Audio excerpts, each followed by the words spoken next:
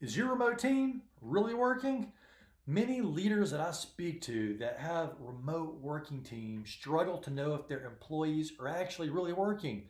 This even keeps them up at night because they're investing all these dollars in paying their employees, but are the employees working at full capacity? And it's hard to know, to be honest.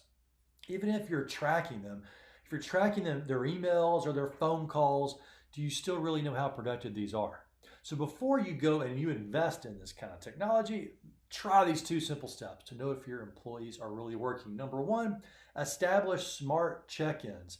Now you want your check-in to be probably a meeting or an email summary request from your employees to know what's up and what they're up to, but make sure that the communication format that you're asking this in suits the actual need of the project. If the project is high profile, high value, high contribution for your organization, you can have a series of one-on-one meetings or group meetings and check-ins that are scheduled periodically. Maybe they're a recurring meeting to keep a lot of focus on those.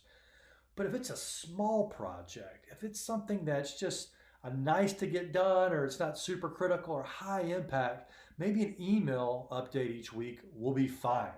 I see a lot of organizations apply the same communication criteria and update criteria for all projects, and this jams their schedules full of lots of meetings that don't necessarily yield much to the bottom line. So again, establish smart check-ins. The second thing is to focus on outcomes over activity.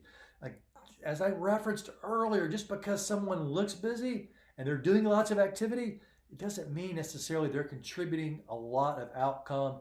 And make sure that you're articulating this fact to your employees. So this will reduce your email account. This will reduce your phone calls and meetings.